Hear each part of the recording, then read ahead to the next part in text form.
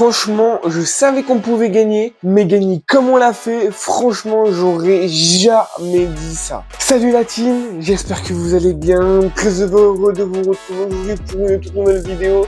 Effectivement, j'ai bégayé et aujourd'hui on se retrouve pour une toute nouvelle vidéo. Je l'ai déjà dit également. C'est quoi ce début de vidéo merdique là? Aujourd'hui, on va parler du match entre le Bayer Leverkusen et le Paris Saint-Germain pour la 4e journée de Ligue des Champions. Je sors cette vidéo un samedi, je suis désolé. Tout simplement parce que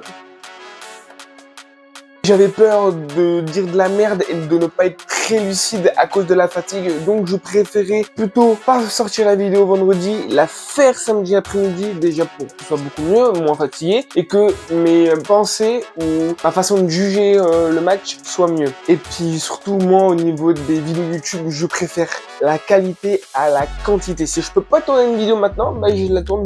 Bref, on n'est pas là pour parler de ça, on est là pour parler de ce match fou furieux et un match que j'ai trouvé très chelou. Déjà au niveau des buts, on va commencer par les buts. Les buts du PSG sont plutôt normales, à part peut-être le but de Kvaratskhelia qui est juste incroyable. Poteau rentrant, la dernière fois que j'ai vu ça, c'était PSG Lyon, c'était Mbappé qui avait fait ça, il avait fait poteau rentrant, ben on l'a retrouvé, mais c'est Kvaratskhelia qui l'a fait. À part ça, j'ai trouvé tous les buts très bien.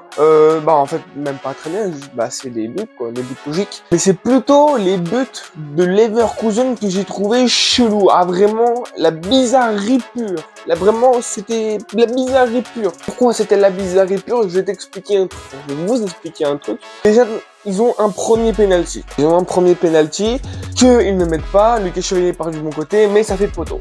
Je crois qu'on met un but derrière si je dis pas de bêtises. Et Zabarni refait... alors, c'est une faute de main à la surface. Alors là, je vais parler en tant que passionné de football. Beaucoup seront d'accord, beaucoup seront pas d'accord. Je ne siffle pas penalty. Je siffle coup franc direct dans la surface. Parce que Zabarni ne peut pas éviter le ballon. Il est bloqué par le joueur et il est en train de tomber. Donc tu ne peux pas esquiver la balle avec tes mains si tu es en train de tomber et que tu peux pas te mettre de l'autre côté vu qu'il y a un joueur adverse qui te bloque. Donc déjà moi j'aurais été bon à la VAR et j'aurais pas mis penalty, peut-être jaune, mais j'aurais pas mis penalty, j'aurais mis coup franc direct dans la surface. Il t'a sifflé penalty, c'est comme ça, on n'y peut rien. L'attaquant tire, c'était pas le même, mais l'attaquant tire, le Chevalier part du bon côté, mais il met.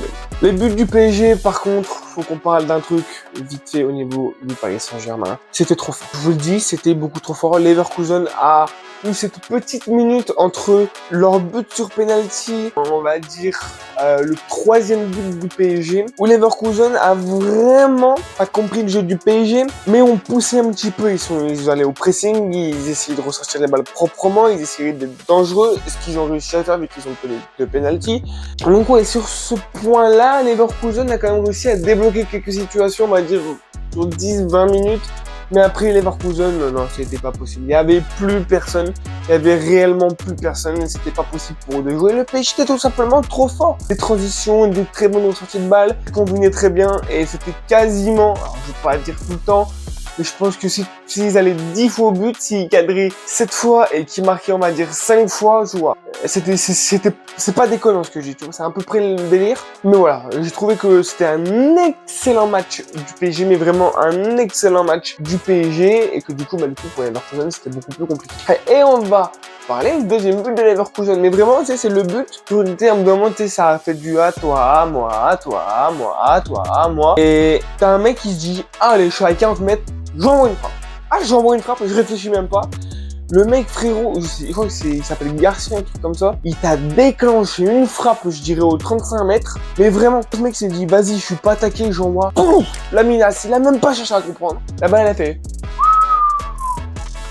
Pleine lucarne. Un Chevalier, il est resté comme ça. Il a pas bougé, il est resté fixé. Il est resté fixé. Donc voilà, c'est un but vraiment, tu dis, c'est un but de je tente. C'est le but de je tente. C'est tenté, c'est marqué, très bien joué, il est magnifique. Après sur le jeu, comme je vous ai déjà dit, le Leverkusen on les a vu 20 minutes, ils ont réussi à faire des bonnes sorties de balles, ils ont réussi à faire du pressing, ils ont réussi à faire du contre-pressing. Ils ont essayé par moments de créer un peu de jeu, mais c'était, je trouve, quand même très compliqué. Donc que le Paris Saint-Germain, c'était pas... On stoppe tout. On stoppe tout. Le Paris Saint-Germain, sur ce match, a été beaucoup trop fort. Ouais. Je le dis, le Paris Saint-Germain était beaucoup trop fort.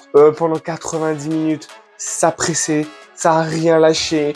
Les sorties de balles, ils étaient incroyables. Je crois qu'on n'a pas loupé une seule ressortie de balle, si je ne dis pas de bêtises. On mettait très souvent des frappes cadrées, ça finit aussi très souvent dans les filets. Bah, ça finit 7 fois dans les filets, donc oui. Donc voilà, il n'y a pas plus à dire sur le jeu du PSG qui a tout simplement été incroyable. Et enfin, on a eu le retour de notre ballon d'or, on a eu le retour de Ousmane Dembélé. Et pour son retour, Ousmane Dembélé, qu'est-ce qu'il fait? Eh ben, il marque. Ah oui, pour son retour, Ousmane Dembélé marque. Et ça, c'est juste incroyable. Voilà, je le dis, ça c'est incroyable. Donc on finit ce match sur un très beau 7-2. Et c'est un 7-2 qui n'est pas démérité. Il est largement mérité dans tous les mondes possibles. Donc voilà, en fait, il n'y a pas plus à dire non plus. En tout cas, c'était tout pour moi. J'espère que tu as kiffé. N'hésite pas à me dire ce que tu as pensé de ce match dans les commentaires de cette vidéo. N'hésite pas aussi à t'abonner, à lâcher ton pouce bleu et à partager cette vidéo. Ça fait toujours plaisir, comme d'hab. Comme depuis 3 vidéos. Mes réseaux, mon TikTok et mon Instagram vont être affichés tout le long de la vidéo. C'était Express 58 et bye la team.